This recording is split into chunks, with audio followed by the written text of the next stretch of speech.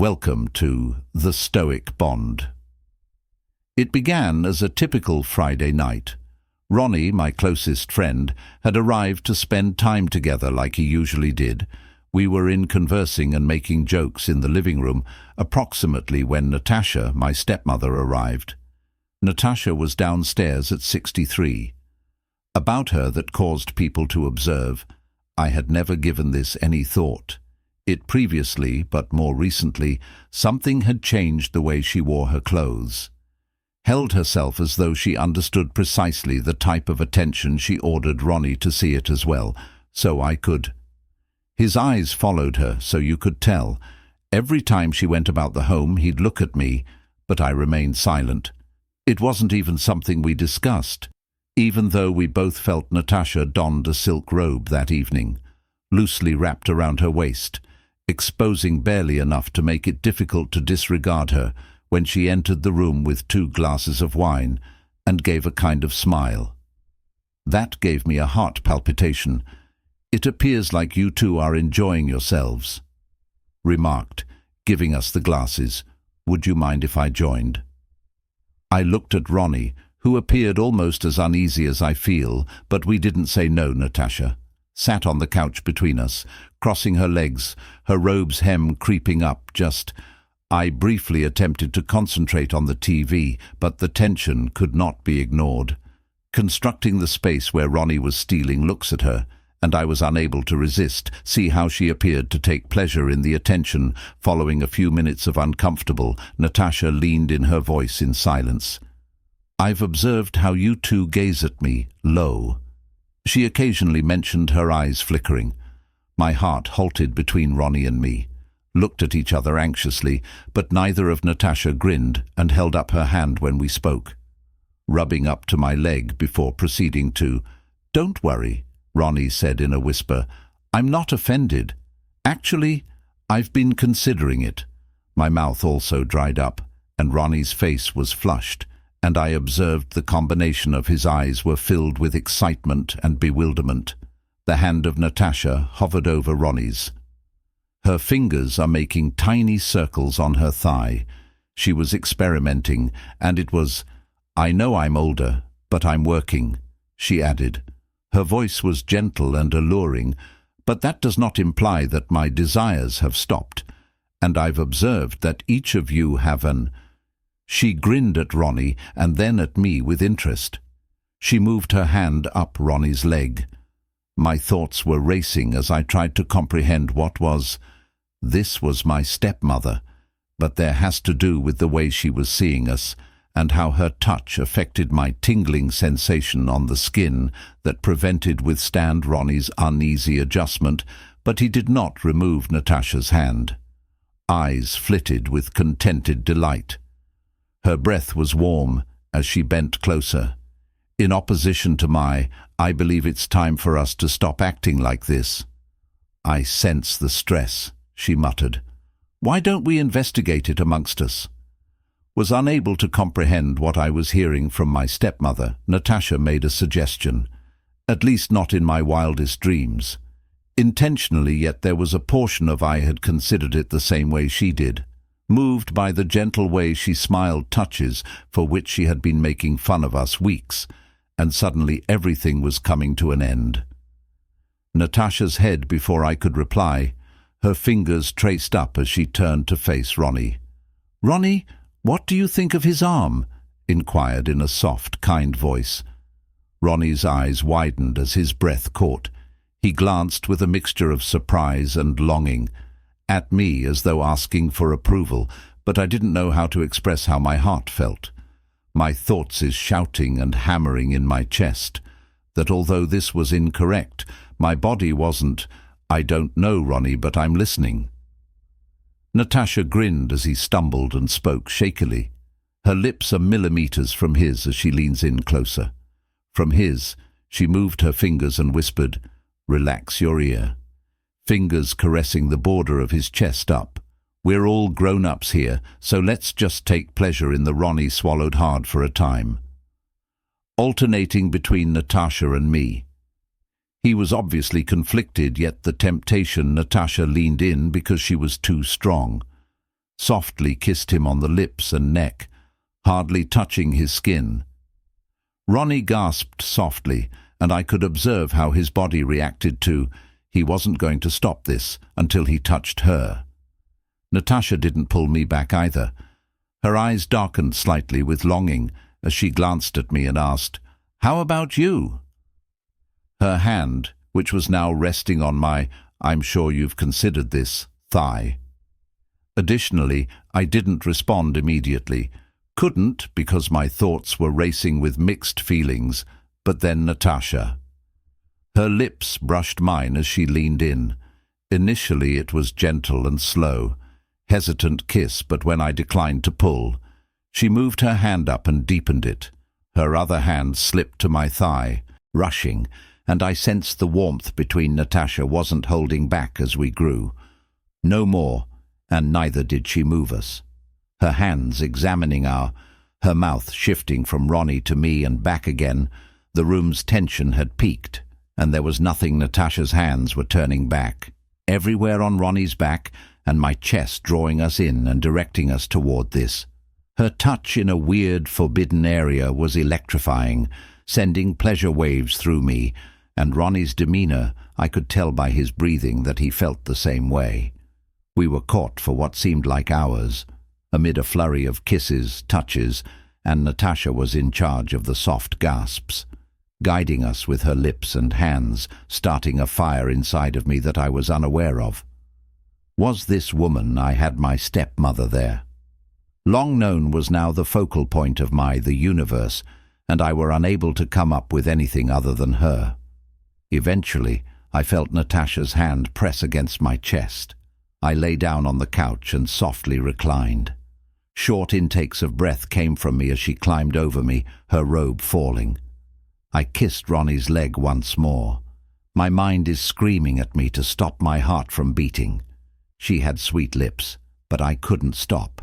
Cozy, and the way she gave me a kiss made all the others vanished, but I wasn't. Considering what was good or bad, I was only able to concentrate on the road. My body was mashed up against Natasha's. The way she touched me made me shiver. Natasha drew her eyes back a little. Getting together, she had previously whispered, "My good boy." She turned back to kiss Ronnie. This time she also exuded greater confidence.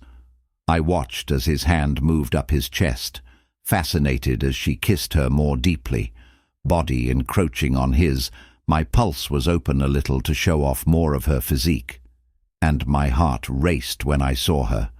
Natasha leaned down and kissed me quickly, her hands going up my arms deeply as Ronnie, she pressed herself against me, was next to us, observing his black eyes.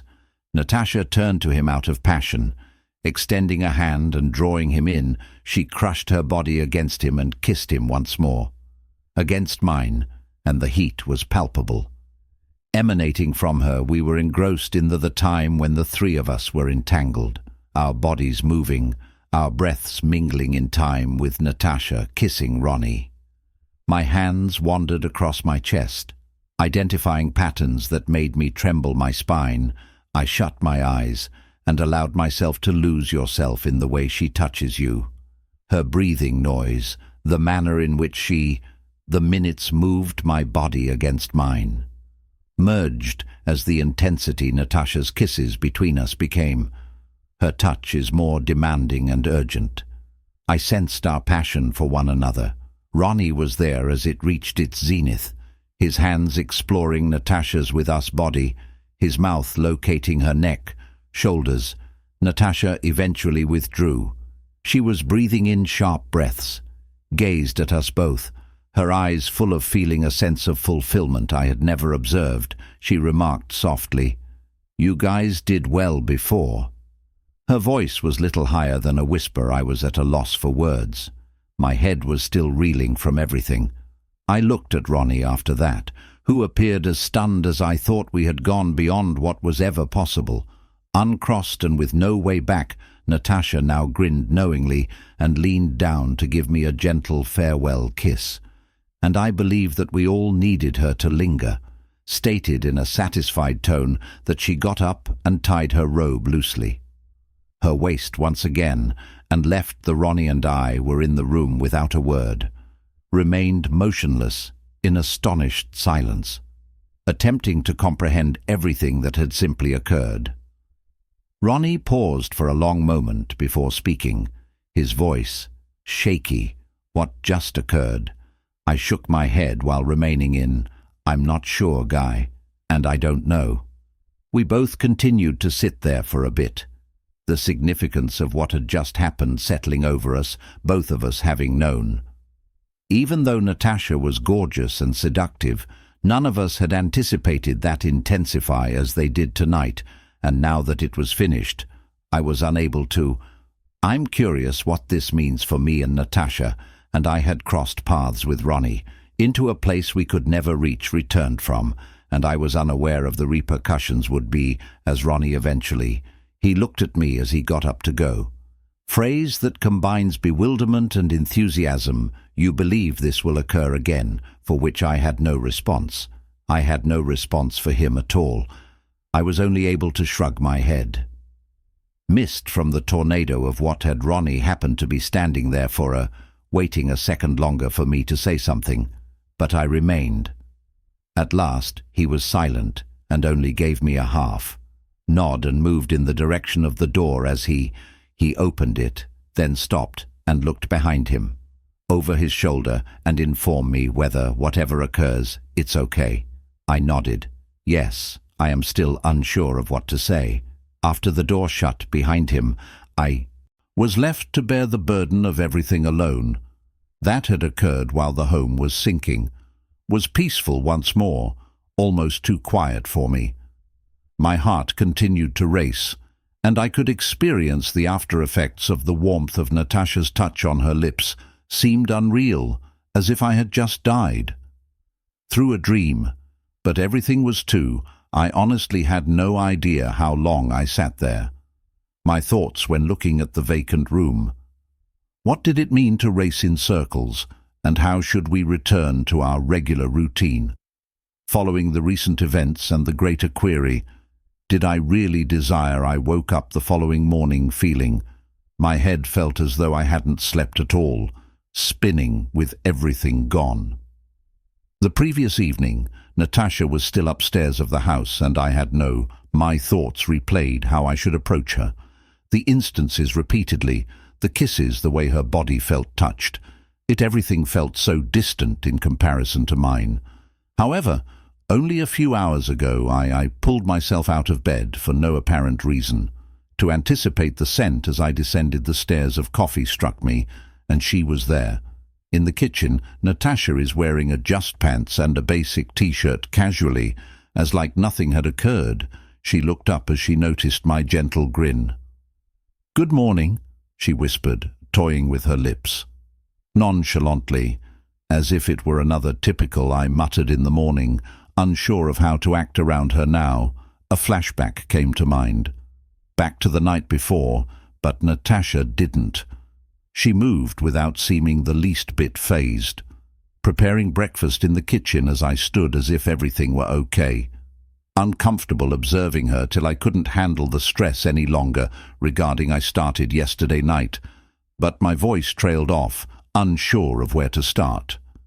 Natasha turned to look at me. Take a peek at her smile. Softening, I assumed you would be considering. She spoke about that while leaning against the counter. "You're not required to worry," I blurted out. "How can I not worry?" "I mean, it was what happened." Natasha stopped me by holding up a hand. I know it was unexpected in the middle of the phrase. However, it doesn't have to be difficult. We all made a decision and are now grown-ups. Can either stop there or listen to her voice.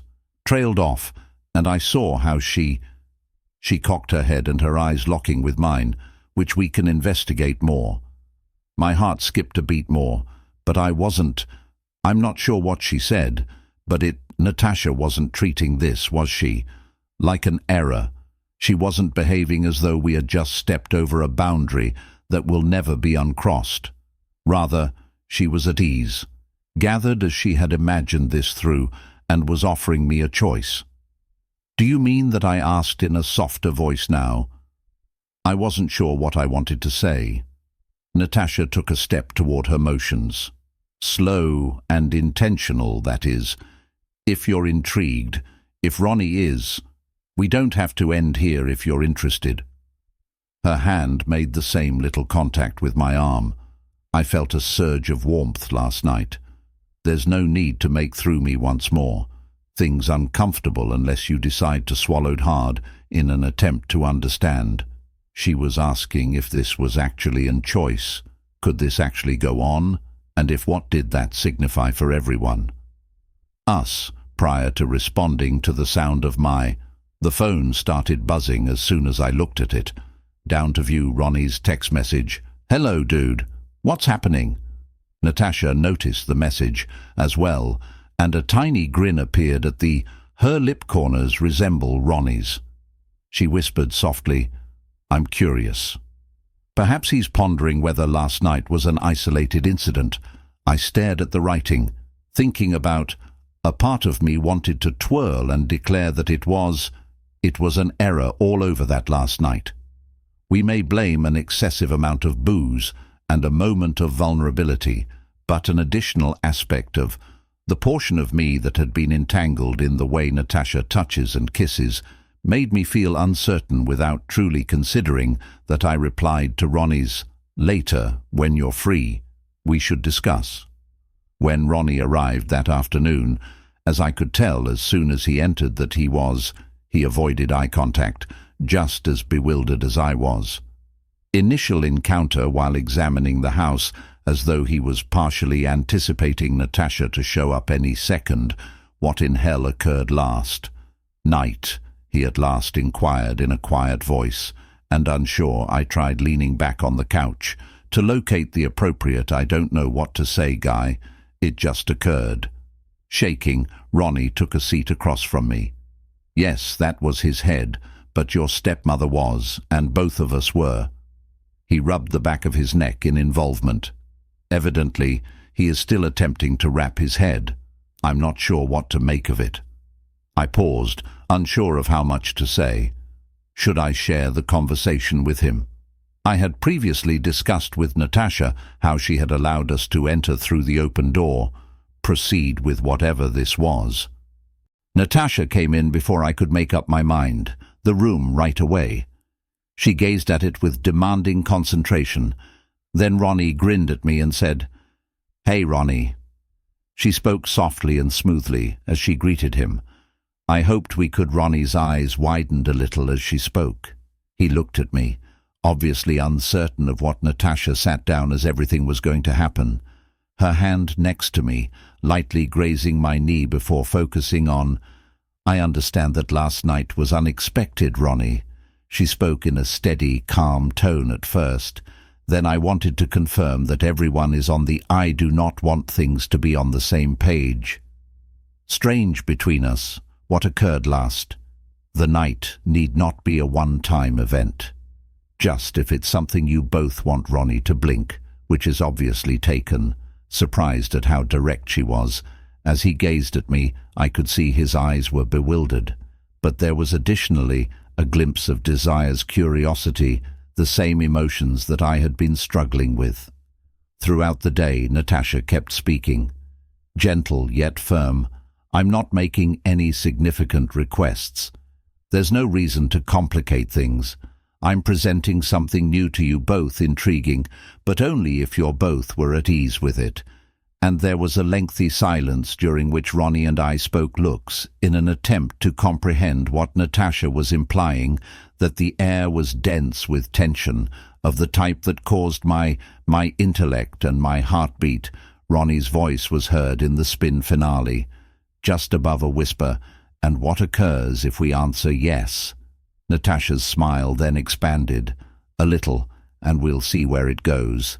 Stated plainly, no pressure, no strings, only I sensed that there was energy in the three of us sat in the room.